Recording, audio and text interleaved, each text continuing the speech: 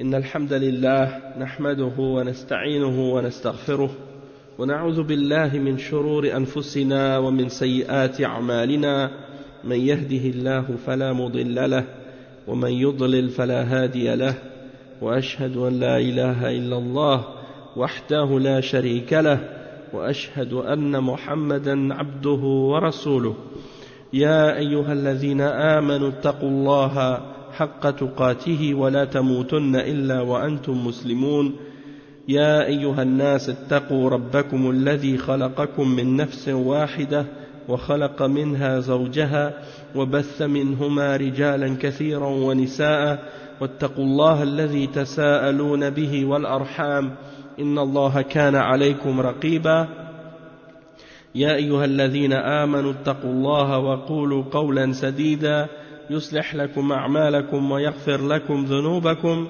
ومن يطع الله ورسوله فقد فاز فوزا عظيما أما بعد إن خير الكلام كلام الله وخير الهدي هدي محمد صلى الله عليه وسلم وإن شر الأمور محدثاتها وكل محدثة بدعة وكل بدعة ضلالة وكل ضلالة في النار أما بعد.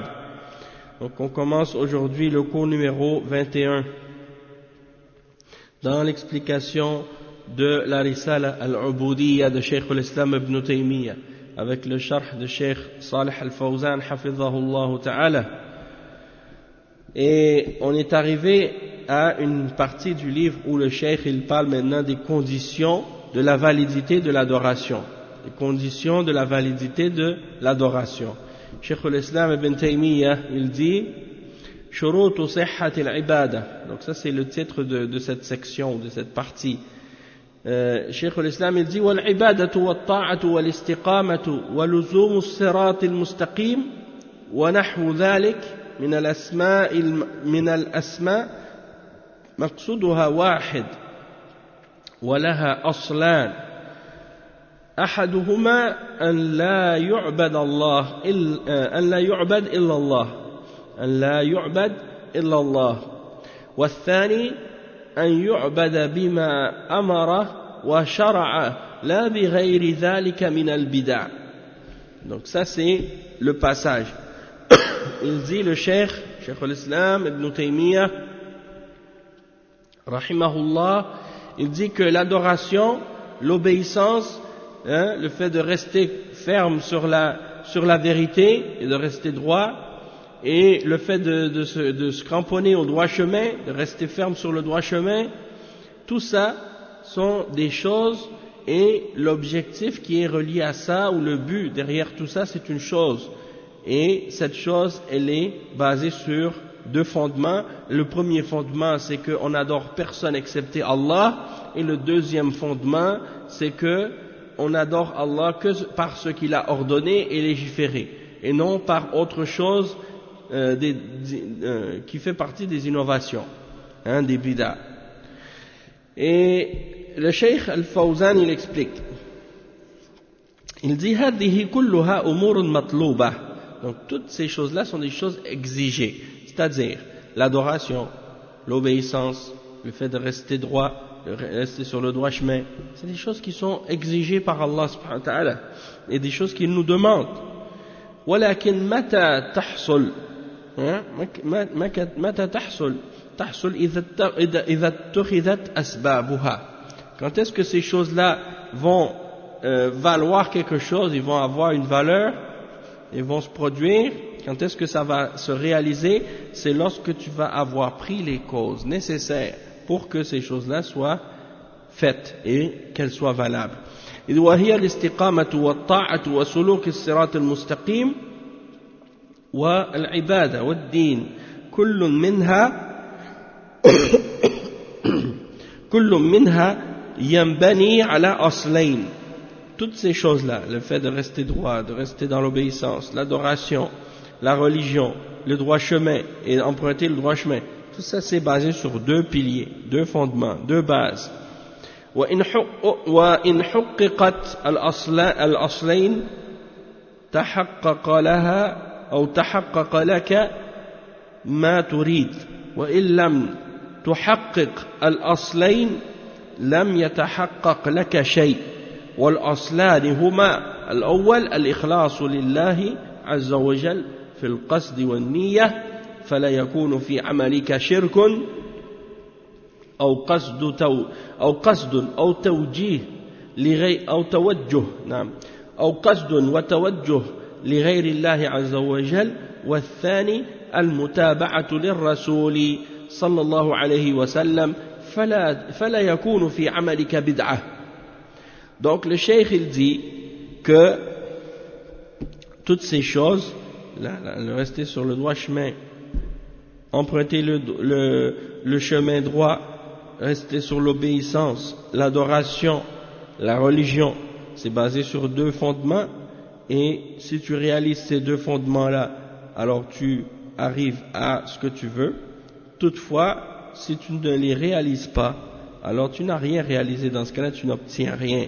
Et ces deux fondements, le premier, c'est le fait de purifier notre adoration pour qu'elle soit uniquement pour Allah, dans nos intentions et dans nos buts, dans notre but, le but pour lequel on fait l'action, et dans l'intention dans laquelle on fait l'action, ou bien la parole, ou peu importe, eh bien, ça c'est la première condition. Il faut que dans ton action, il n'y ait aucune forme de shirk, et que dans ton objectif et dans ton orientation, tu ne fasses rien pour autre que Allah, subhanahu wa ta'ala. Donc ton adoration doit être pure, exempte de toute forme de shirk pour autre que Allah. Tu ne dois pas adorer autre que Allah ou diriger ton adoration vers autre que Allah subhanahu wa ta'ala. Le deuxième fondement par rapport à l'adoration, c'est de suivre le prophète, le messager Mohammed sallallahu alayhi wa sallam, pour que dans ton action il n'y ait pas d'innovation, il n'y ait pas de bid'ah. Le cheikh il cite des preuves par la suite. Le cheikh il mentionne des preuves à ce sujet. Il dit قال تعالى بلى من أسلم وجهه لله وهو محسن فله أجره عند ربه ولا خوف عليهم ولا هم يحزنون. وقوله أسلم وجهه لله أي أخلص عمله لله من الشرك وهو محسن أي وهو متبع لسنة الرسول صلى الله عليه وسلم. من جمع بين الشرطين فإنه يحصل على هذه النتيجة فله أجره عند ربه ومن أخل بهذين الشرطين أو بأحدهما فلن يتحقق له هذا الوعد من الله عز وجل. قال تعالى ومن أحسن دينا ممن أسلم وجهه لله وهو محسن واتبع ملة إبراهيم حنيفا واتخذ الله إبراهيم خليلا. فهذه هي الأسباب الصحيحة للنجاة. ولهذا قال النبي صلى الله عليه وسلم وإياكم ومحدثات الأمور فإن كل محدثة بدعة.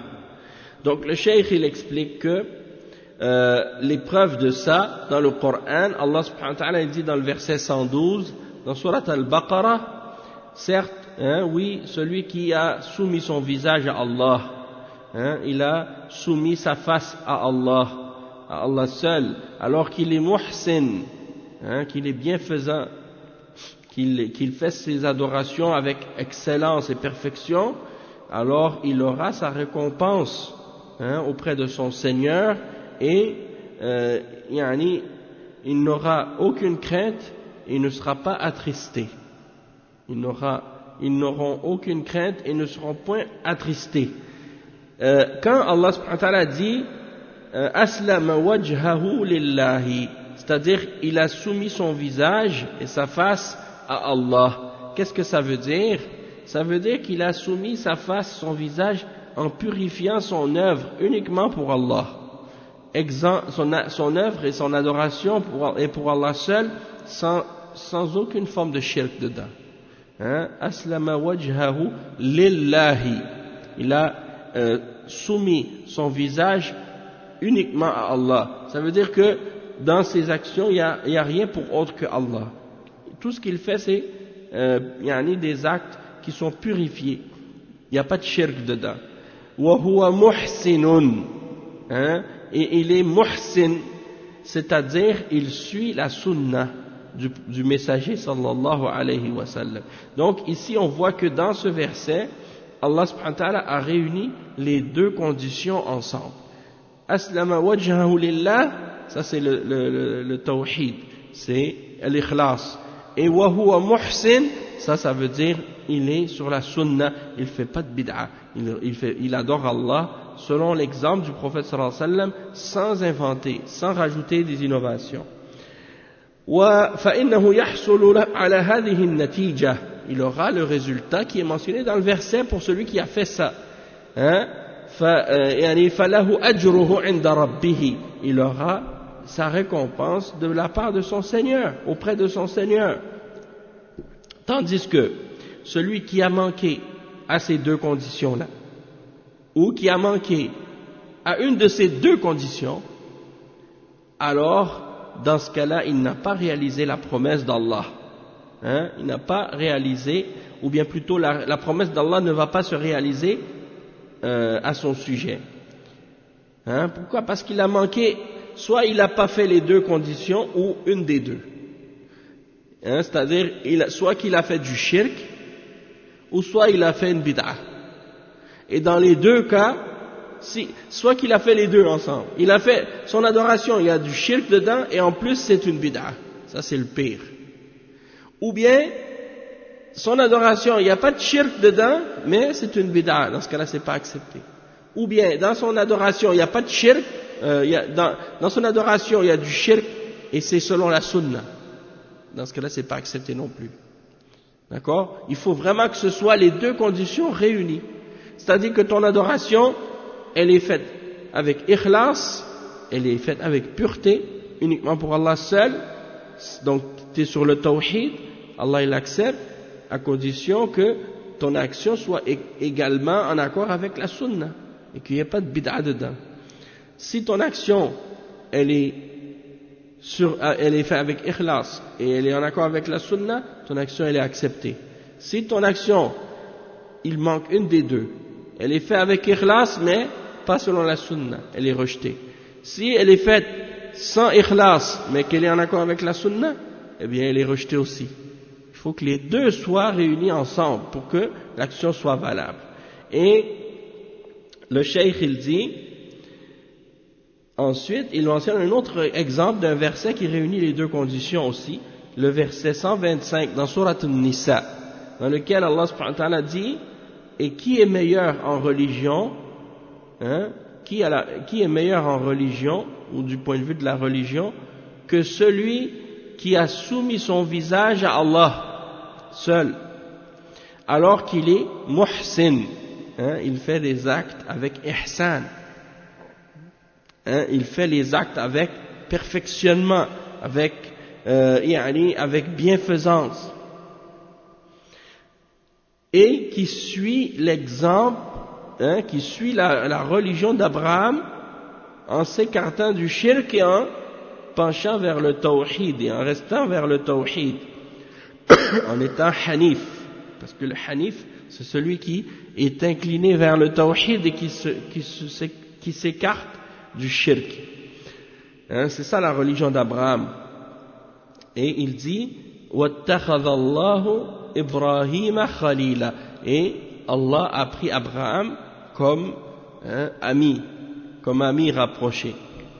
Et le cheikh explique donc que ça c'est les causes pour que quelqu'un ait le salut. Ça c'est les causes authentiques pour qu'une personne puisse avoir le salut, c'est-à-dire pour qu'il soit sauvé. Il dit وقال النبي صلى الله عليه وسلم, il dit ولهذا قال النبي صلى الله عليه وسلم وإياكم ومحدثات الأمور فإن كل محدثة بدعة. C'est-à-dire, et donc il dit, et c'est pour ça que le prophète sallallahu alayhi wa sallam a dit, et donc prenez garde aux choses inventées dans la religion, les choses inventées, parce que toute chose inventée est une bid'a. Toute chose inventée, dans la religion bien sûr, est une bid'a. Parce que la bid'a dont le prophète sallallahu alayhi wa sallam a parlé dans ce hadith, c'est la bid'a dans la religion. Pas les bid'a dans les affaires de la vie d'ici-bas. Hein, les choses de la vie d'ici-bas. Il y a plein d'innovations technologiques, des innovations techniques. Ça, c'est pas interdit par la religion, à moins que ce soit en contradiction avec l'islam, dans le sens que il y a quelque chose de haram dedans. Mais sinon, si c'est une innovation dans la technologie, la règle de base à ce sujet-là, c'est que c'est permis, jusqu'à la preuve du contraire. Toutefois, si c'est dans la religion, eh bien là, c'est pas permis de le faire, jusqu'à preuve que le prophète sallallahu alayhi wa sallam l'a fait. Dans la religion, tu peux pas le faire, sauf si tu as une preuve que le prophète sallallahu alayhi wa sallam l'a fait ou qu'il l'a permis, il l'a dit. Ça, c'est dans l'adoration. Sinon, c'est une bid'a. Et c'est pour ça donc que il faut comprendre que les bid'a, quand le prophète sallallahu alayhi wa sallam a dit toutes les nouvelles choses sont des choses, toutes les choses inventées, toutes les nouvelles choses sont des bid'a. Et toutes les bid'a mènent au feu de l'enfer. Hein, toutes les bid'a sont des égarements. Kullu bid'atin dalalah wa kullu dalalatin fin nar. On parle des choses dans la religion ici. On parle des choses dans la religion. Et c'est quoi la preuve que c'est dans la religion? Est-ce qu'il y a quelque chose dans le hadith ou dans un hadith qui indique que c'est à propos de la religion seulement et non pas les innovations dans la vie de tous les jours ou dans les choses de la dunya? Eh bien, parmi les exemples de ça, c'est le hadith du prophète sallallahu alayhi wa sallam quand il dit Man ahdatha fi amrina hadha. Man ahdatha fi amrina hadha. Il dit celui qui invente quelque chose dans notre affaire, dans notre religion, pas dans la dunya, dans notre affaire, fi amrina hadha. Ça veut dire dans la religion. Pas dans les choses de la dunya. Dans les choses de la dunya, tu peux inventer des bonnes choses, il n'y a pas de problème. Les voitures, les ordinateurs, les micros, les haut-parleurs, des ampoules pour pour éclairer avec l'électricité, du chauffage, toutes sortes de choses, des bouteilles de plastique, des choses qui n'existaient pas à l'époque du prophète sallallahu alayhi wa sallam. Tu peux en inventer des cellulaires, des stylos, des enregistreuses, des reliures pour imprimer pour les livres, tout ça, ça n'existait pas au temps du prophète sallallahu alayhi wa sallam. Mais ça, c'est pas des choses qui sont des choses reliées à l'adoration ou reliées à la religion. C'est des choses qui font partie des choses de la dunya. Et dans les règles de la dunya, les ulama, ils ont dit al-aslu fil ashya al-ibaha. Al-aslu fil ashya al-ibaha. La règle de base sur les choses de la dunya, c'est que c'est permis, sauf s'il y a un dalil explicite qui vient l'interdire. Dans ce cas-là, ça devient haram. Ou des fois, c'est un objet ou une chose que tu utilises.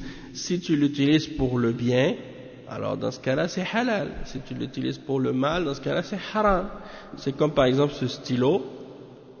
Si je l'utilise pour écrire des choses qui sont permises, et que je l'utilise pour écrire le Coran ou pour écrire les hadiths ou pour écrire un contrat ou pour écrire je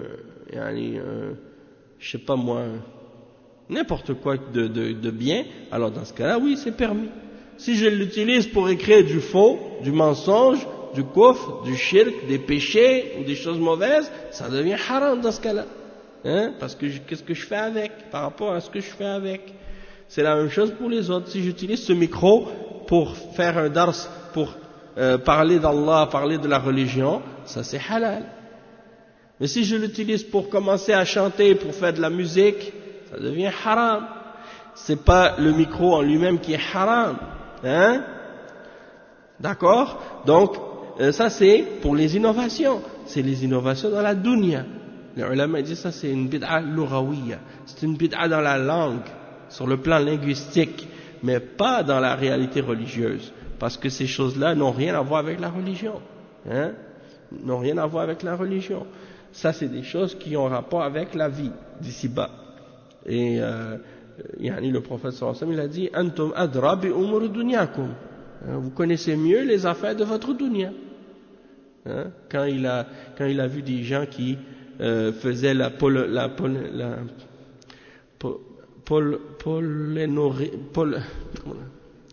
pollinisation, oui. Je pense que c'est ça, la pollinisation. C'est-à-dire que pour que les arbres produisent des fruits, il faut que les pollens se mélangent, hein, le mâle, la partie mâle, la partie femelle de la plante se communiquent pour pouvoir produire des fruits. Habituellement, dans la plupart des végétaux, c'est les abeilles qui font ça. Les abeilles, elles font cette pollinisation. Tandis que pour le palmier ou le dattier, c'est différent. Il faut que ce soit fait mécaniquement. Il faut qu'il y ait un contact mécanique. C'est-à-dire, il faut que ce soit l'homme qui les attache ensemble, puis qui fait cette pollinisation-là physiquement. Sinon, ça fonctionne pas. Alors, le prophète sallallahu alayhi wa sallam, il a vu ça. Il a dit, pourquoi vous le laissez pas se faire naturellement? Pourquoi vous le faites vous-même? Laissez-le comme ça. Alors, les personnes, ils l'ont laissé. La personne, elle l'a laissé. Elle n'a pas fait manuellement la pollinisation. Et quand le temps des fruits, des dattes est arrivé, ils ont vu que les dattes elles sont sorties tout petites et il n'y avait pas de dattes. Alors, ils ont dit au messager d'Allah, on ne l'a pas fait comme tu nous as dit, puis finalement les dates sont pas apparues, il n'y a pas eu de date. Alors le prophète sallallahu alayhi wa sallam a dit, vous connaissez mieux votre dunya, c'est-à-dire les affaires de votre dunya, vous connaissez mieux. Hein? Donc c'est pour dire, ça c'est des exemples pour dire que ça c'est des choses de la dunya, c'est pas des choses reliées avec la religion. Donc dans ces choses-là, si on invente des choses, on amène des nouvelles façons de faire des choses, de la technologie, il n'y a pas de problème. Hein? C'est pour ça les idiots là, qui veulent se moquer des salafis, parce qu'ils disent, ah nous on est contre les innovations, ils pensent que ça veut dire qu'on est contre la technologie. Ça c'est des gens vraiment, ils n'ont rien compris de la réalité de qu'est-ce que ça signifie. L'interdiction des innovations en islam, c'est dans la religion, dans l'adoration, dans la croyance, dans les pratiques religieuses. C'est de ça qu'on parle. Et pas dans les moyens ou dans les choses qui ont un rapport avec la religion. Hein. Et je me rappelle, il y a certains comme des prêcheurs parmi les frères musulmans, des ikhwan, qui essaient à chaque fois de se moquer des salafis ou de la salafiyya. Et ils ne réalisent pas qu'en faisant ça, ils se moquent en même temps de l'islam. Hein. Ça c'est grave, c'est du kufr de se moquer de l'islam et des règles de l'islam. Donc ils veulent essayer de faire des blagues comme ça pour se moquer des gens qui veulent s'accrocher à la sunna et qui dénoncent les innovations et les bid'ah. Alors ils mentionnaient des exemples comme ça. Ah oui, si vous êtes contre les innovations, pourquoi vous utilisez l'ordinateur, pourquoi vous utilisez ci et ça, alors que ça n'a rien à voir. Le cheikh il dit ensuite, donc il dit وهذا معنى قوله أن يعبد بما أمر وشرع لا بغير ذلك من البدع فلا يعبد الله إلا بما شرعه على لسان رسوله محمد صلى الله عليه وسلم ولهذا قال صلى الله عليه وسلم من عمل عملا ليس عليه أمرنا فهو رد وقال صلى الله عليه وسلم فعليكم بسنتي وسنة الخلفاء المهديين الراشدين فمن ترك العمل بالسنة ضل ولهذا قال وإياكم ومحدثات الأمور فإن كل محدثة بدعة وكل بدعة ضلالة وفي رواية وكل ضلالة في النار هناك عوائد وهناك استحسانات وهناك مبتدعات يتبعها كثير من الناس وهناك أهواء ورغبات مخالفة للسنة جزاك الله خيرا. مخالفة للسنة وكل ذلك ضلال يخرج عن سنة الرسول صلى الله عليه وسلم. قال تعالى: فإن لم يستجيبوا لك فاعلم أنما يتبعون أهواءهم ليس هناك هداية إلا بالاستجابة لرسول الله صلى الله عليه وسلم والتمسك بسنته، ولن يحصل ذلك إلا إذا تعلم الإنسان سنة الرسول صلى الله عليه وسلم وفهمها وأتقنها، ثم بعد ذلك يتمسك بها على بصيرة. أما إذا لم يعلم سنة الرسول صلى الله عليه وسلم فقد يكون على بدعة ويظن أنها سنة، لأنه وجد الناس عليها وأهل الضلال يدعون إليها وينمقونها، ولكونه يجهل سنة الرسول صلى الله عليه وسلم فقد تنطلي عليه الضلالات ويظنها سنة وهو لا يميز بين السنة والبدعة. Donc le cheikh il explique, il dit que ça c'est la signification de la deuxième condition, hein, la première c'est l'ikhlas, la deuxième c'est que tu fasses des actes uniquement selon ce que le messager a légiféré, hein, selon ce qu'il a légiféré et non par les innovations. Donc le cheikh il explique, il dit la signification de ça c'est que tu ne dois pas adorer Allah par autre que ce que Allah a légiféré par la langue de son messager Muhammad sallallahu alayhi wa sallam.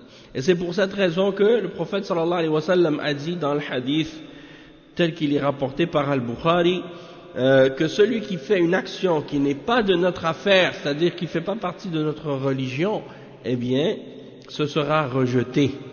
Et il dit que le prophète sallallahu alayhi wa sallam il dit également: alors accrochez-vous, restez cramponnés à ma sunna et à la sunna de mes successeurs bien guidés après moi.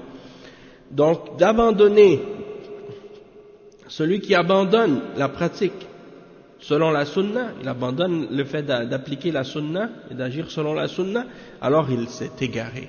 Il s'est égaré.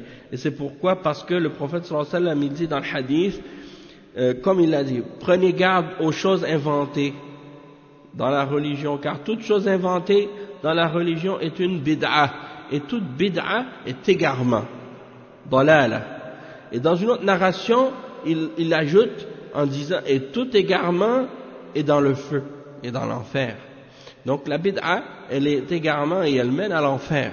Et le cheikh il dit, et donc ici on voit que toutes les pratiques, les coutumes, les traditions, les choses que les gens pratiquent en pensant que c'est des choses qui sont bonnes, hein, ça fait partie des choses qui sont à rejeter, de même que les innovations que les gens suivent.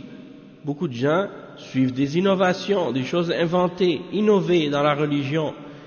Et il dit qu'il y a des gens qui ont des désirs et des passions qui sont en contradiction avec la sunna, hein? Et tout cela c'est de l'égarement qui fait sortir de la sunna du messager sallallahu alayhi wa sallam. Et Allah subhanahu wa ta'ala dit, s'ils ne répondent pas, hein, s'ils ne te répondent pas,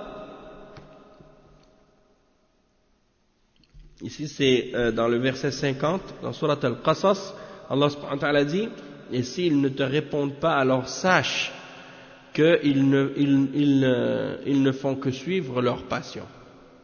Ils refusent de répondre à ton ordre, à ton appel, sache que la vérité c'est qu'ils ne font que suivre leur passion.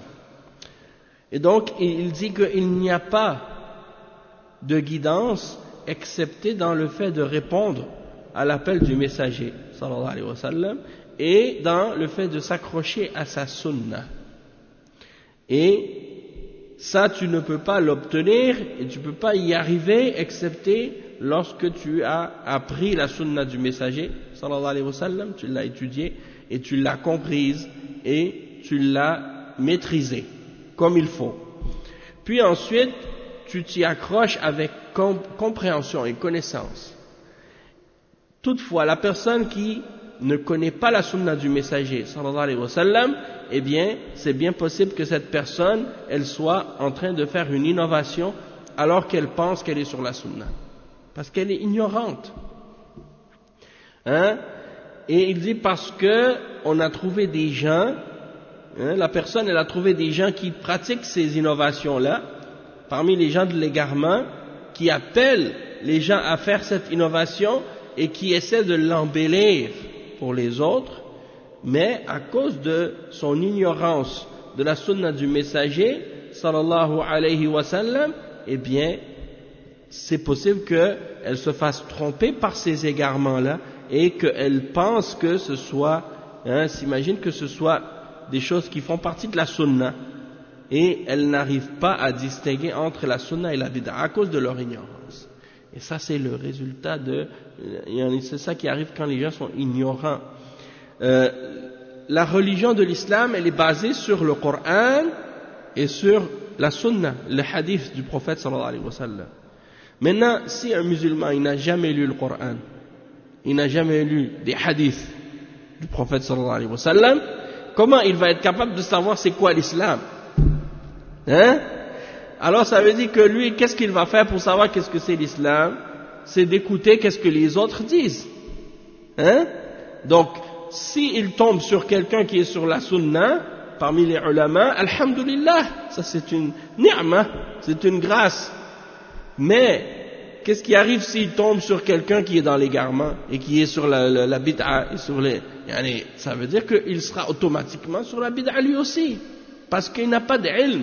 Donc ça veut dire qu'il suit les gens, il suit pas sa religion en se basant sur la science, il suit sa religion uniquement selon qu'est-ce que les gens font. Et la plupart des gens dans les pays musulmans, en particulier là où il y a beaucoup de tasawwuf, beaucoup de soufiyya, beaucoup de bid'a, beaucoup de turuq, les gens c'est comme ça qu'ils font. C'est comme ça qu'ils font. Leur religion c'est uniquement qu'est-ce que un tel a dit ou un tel a dit. C'est pas basé sur qala Allah, qala Rasulullah. C'est pas basé sur ce que Allah a dit et sur ce que le messager sallallahu alayhi wa sallam a dit. Il n'a jamais ouvert le Coran. Elle n'a jamais ouvert le Coran.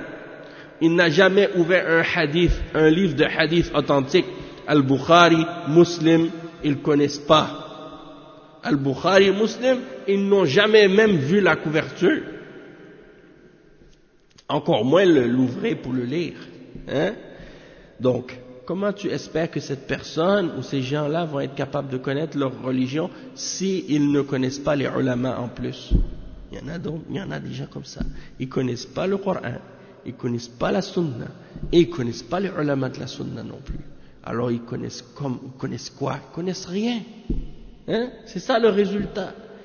Et c'est pour ça que par la suite, tu vois, des gens, ils parlent de l'islam selon leur tête. Oh, pour moi l'islam c'est ci, pour moi l'islam c'est ça, pour moi l'islam ça veut dire ci, pour moi l'islam ça veut dire ça. Tu lui demandes, explique-moi c'est quoi l'islam, qu'est-ce que c'est l'islam? S'il a du ilm, il va te citer le hadith de Jibril. Le hadith de Jibril qui mentionne les piliers de l'islam, les piliers de la foi, qu'est-ce que c'est, al-ihsan, qu'est-ce que c'est, et il va te donner une explication, les signes du jugement dernier, et ainsi de suite.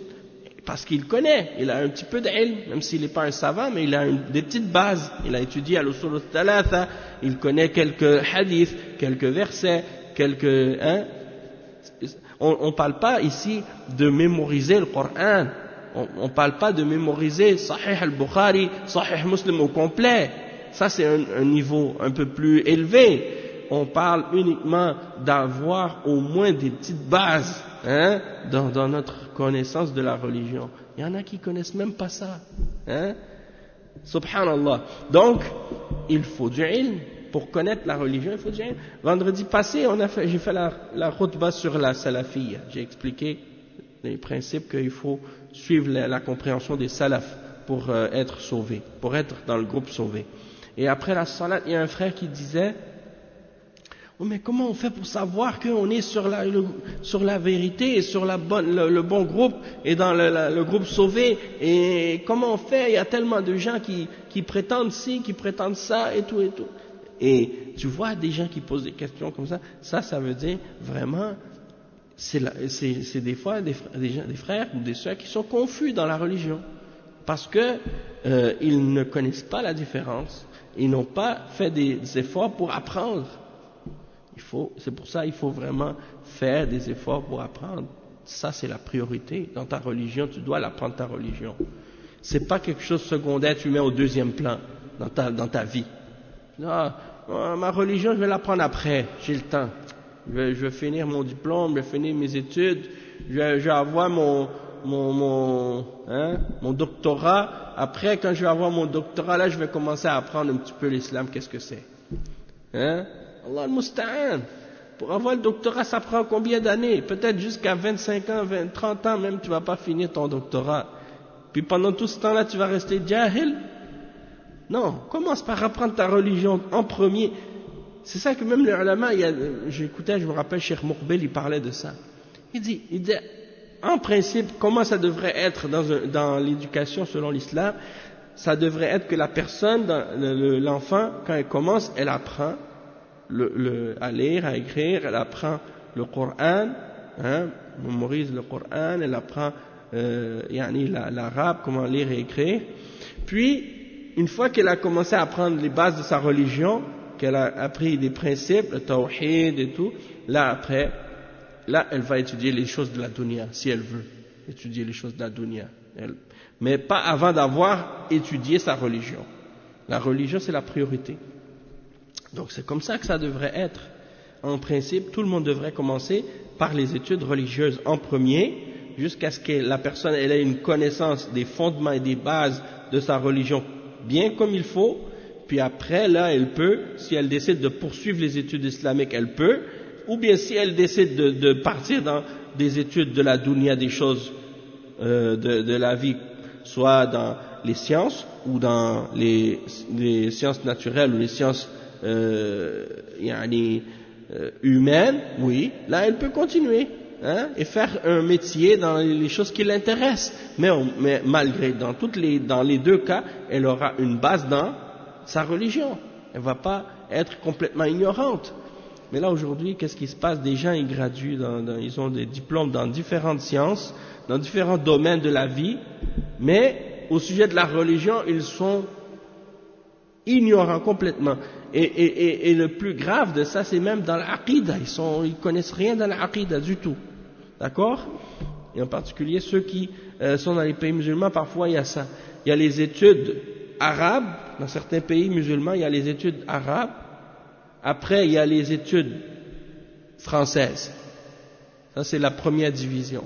Études arabes, études françaises. Donc, quand ils sont petits, ils vont à l'école coranique.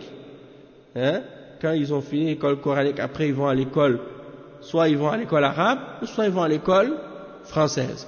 S'ils vont dans l'école arabe, après, ils vont poursuivre les études religieuses. S'ils vont dans l'école française, après, ils vont aller soit dans la branche scientifique ou les lettres. Mais dans les deux cas, ils ne vont pas connaître leur religion, ils ne vont pas connaître l'arabe. Tandis que ceux qui vont étudier l'arabe, ils vont apprendre que l'arabe et la religion, ils vont rien connaître des choses de la dunya. Ils vont pas avoir de diplôme qui vont leur permettre peut-être de travailler dans quelque chose pour se souvenir à leurs besoins. Ça crée un problème. Parce que ceux qui vont aller par exemple dans les études françaises, ils vont apprendre la science, après ils vont apprendre par exemple les lettres, et puis après, plus tard, qu'est-ce qu'ils font? Ils vont aller étudier en Europe ou en Amérique pour faire des études supérieures.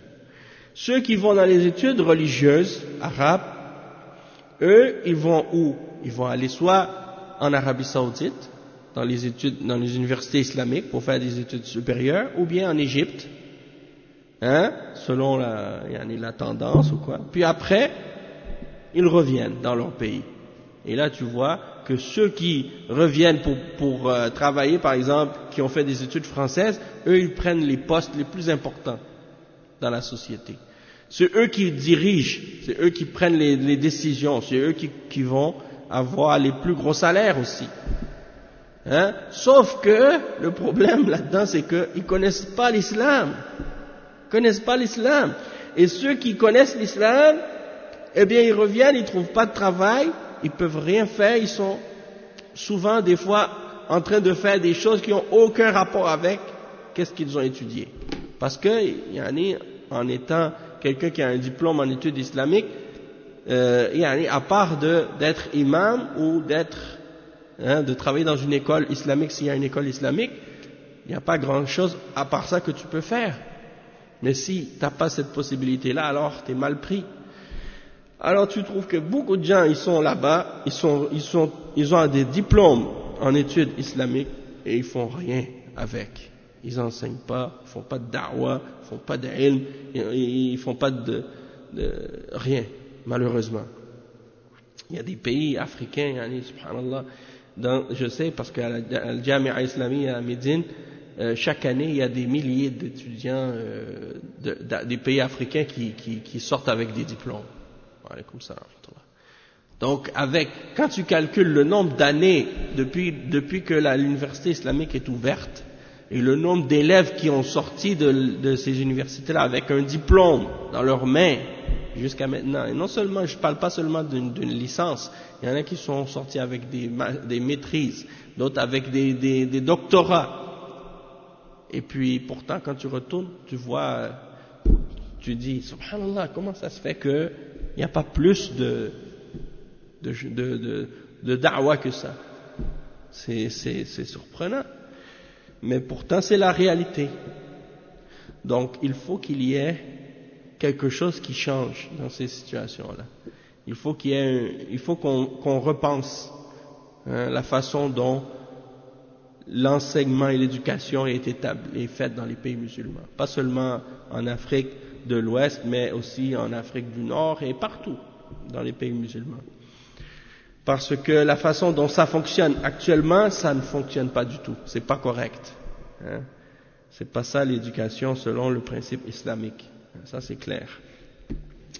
Bon, pour revenir au sujet, le cheikh il dit ensuite que donc il faut avoir de la science. Il dit, si la personne, elle n'a pas de science, elle ne connaît pas la sunna du messager, sallallahu alayhi wa sallam, eh bien c'est bien possible que la personne en question, elle soit en train de faire une bid'a et elle pense qu'elle est en train de faire une sunna. Subhanallah. Et il dit, surtout si elle va trouver des gens, parmi les gens de l'égarement, qui l'invitent à la faire et qui vont lui embellir cette action-là. Parce qu'il ignore la sunna du messager, sallallahu alayhi wa sallam. Et c'est possible que la personne, donc, à cause de ça, elle va accepter plein de bid'a et d'égarements en pensant que c'est des choses qui sont sunnah. Et la personne, elle n'est pas capable de distinguer du tout entre qu'est-ce qui est sunnah et qu'est-ce qui est bid'a, à cause de son ignorance. Le cheikh, il a cité Cheikh l'Islam Ibn Taymiyyah par la suite, rahimahullah, il a cité d'autres versets, les versets qu'on a lus tout à l'heure que Cheikh Al-Fawzan il a cité, c'est en fait Cheikh Ibn Taymiyyah qui les a mentionnés dans le texte. Il dit وقال الله تعالى فمن كان يرجو لقاء ربه فليعمل عملا صالحا ولا يشرك بعبادة ربه أحدا. وقال تعالى بلى من أسلم وجهه لله وهو محسن فله أجره عند ربه ولا خوف عليهم ولا هم يحزنون. وقال تعالى ومن أحسن دينا ممن أسلم وجهه لله وهو محسن واتبع ملة إبراهيم حنيفا واتخذ الله إبراهيم خليلا. Ces trois versets sont des versets dans lesquels la preuve des deux conditions qu'on est en train d'expliquer. Dans ces trois versets, il y a la preuve des deux conditions pour que nos actions soient acceptées d'Allah. Le premier verset, c'est le verset 110 dans Surat Al-Kahf. Et ça, c'est un verset, on l'entend souvent, les ulama, ils le mentionnent tout le temps, c'est un verset dans lequel il y a les deux conditions réunies. Allah subhanahu wa ta'ala dit dans le verset 110, c'est le dernier verset dans Surat Al-Kahf. Hein? Allah subhanahu wa ta'ala dit, alors quiconque espère en la rencontre de son Seigneur, qu'il fasse une action qui est saliha, qui est bonne. Ça implique quoi? Qu'elle soit bonne, ça veut dire qu'elle soit en accord avec la sunna. Donc ça c'est la première, c'est une des deux conditions. وَلَا يُشْرِكْ بِعِبَادَةِ رَبِّهِ أَحَدًا, et qu'il ne fasse pas du shirk dans son adoration pour son Seigneur. Ça veut dire qu'il doit le faire avec ikhlas, ça c'est la deuxième condition. Ça veut dire dans ce verset il y a les deux conditions réunies. Un autre exemple de ça, le verset qu'on a mentionné tout à l'heure, le verset 112, dans Surat Al-Baqarah, dans lequel Allah subhanahu wa ta'ala dit, alors quiconque a soumis son visage à Allah seul, ça c'est l'ikhlas, alors qu'il est muhsin, c'est-à-dire qu'il est il fait les actions qu'il fait selon la sunna, ça c'est la deuxième condition, alors il aura sa récompense auprès de son Seigneur. Et ils n'auront nulle crainte et ils ne seront pas attristés. Ça c'est un autre exemple. Le troisième verset que le cheikh il a cité, le verset 125 dans Surat An-Nisa, on l'a lu aussi tantôt, c'est la même chose. وَمَنْ أَحْسَنُ دِينًا مِمَّنْ أَسْلَمَ وَجْهَهُ لِلَّهِ وَهُوَ مُحْسِنٌ. Ça implique l'unicité d'Allah, le tawhid et l'ikhlas, et ça implique le fait de suivre l'exemple du prophète sallallahu alayhi wa sallam dans tes actions et de faire en sorte qu'il n'y ait pas de bid'a dans ton adoration. D'accord? C'est des choses qui peuvent paraître très simples et claires pour quelqu'un qui a étudié les fondements et les bases de la sunna, mais dites-vous qu'il y a des musulmans dans le monde actuellement qui sont tellement loin de la compréhension de l'islam que pour eux, même ça, c'est des choses qui sont tellement claires, pour eux, c'est pas clair. Et je me rappelle une fois, j'étais dans une mosquée à Montréal, au centre-ville, et j'expliquais ce principe-là, qu'il y a deux conditions pour que nos œuvres soient valables, et que, wa alaykum salam wa rahmatullah, et que nos actions, pour qu'elles soient acceptées d'Allah, elles doivent respecter ces deux conditions, d'être fait avec ikhlas, et d'être fait en accord avec l'exemple du prophète sallallahu alayhi wa sallam. Et lui me disait, oui, mais on peut faire des bonnes œuvres, même si c'est pas selon l'exemple du prophète sallallahu alayhi wa sallam. Alors là, j'étais comme tellement étonné, en même temps surpris d'entendre que quelqu'un puisse dire une chose pareille, d'avoir des doutes ou de pas savoir que pour adorer Allah, il faut le faire selon l'exemple du prophète Muhammad sallallahu alayhi wa sallam, sinon ça ne sera pas accepté. Hein? Donc, c'était choquant de voir que quelqu'un pense comme ça. Mais en même temps, d'un autre côté, c'est pas si choquant que ça, parce que la personne, c'est un soufi. Et les soufis, ils font plein de bid'a que leur cheikh leur enseigne, et ces choses qu'ils font n'ont aucune référence, aucune preuve dans le Coran ni dans la Sunna. Alors quand tu leur dis, tu dois faire ton action selon l'exemple du prophète Mohammed sallallahu alayhi wa sallam, sinon ce ne sera pas accepté, eux, ils n'aiment pas ça. Ça les dérange. Pourquoi? Parce que ils savent très bien que les choses que leurs shuyukh leur ont enseignées, ça n'existe pas dans le Coran ni dans la Sunna. Alors, quand tu leur mets cette explication et ces conditions-là, ça les dérange. Parce qu'ils savent très bien que dans leurs actions, il y a du shirk, lorsqu'ils prient à d'autres que Allah, lorsqu'ils font des du'as pour autres que Allah, lorsqu'ils font des adorations pour leurs shuyukh. Le verset 110 dans Surat Al-Kahf, c'est pas dans le Baqarah, c'est dans Al-Kahf. Le verset dans le Baqarah, c'est 112, pardon. Ouais. Donc, je me rappelle un soufi que j'ai rencontré une fois, Naqshbandi, une des têtes des Naqshbandi à Montréal. Qu'est-ce qu'il disait? Il disait, quand tu fais le dua, tu dois faire le dua toujours avec la photo de ton cheikh. C'est-à-dire, tu fais le dua, quand tu fais ton dua, tu dois toujours passer par le cheikh pour faire ton dua. A'udhu billah. Je suis rentré dans le magasin, c'est comme une librairie. Je vois des photos de différents hommes avec la barbe et tout. J'ai dit, c'est quoi ces photos-là? Les photos, c'est haram dans l'islam.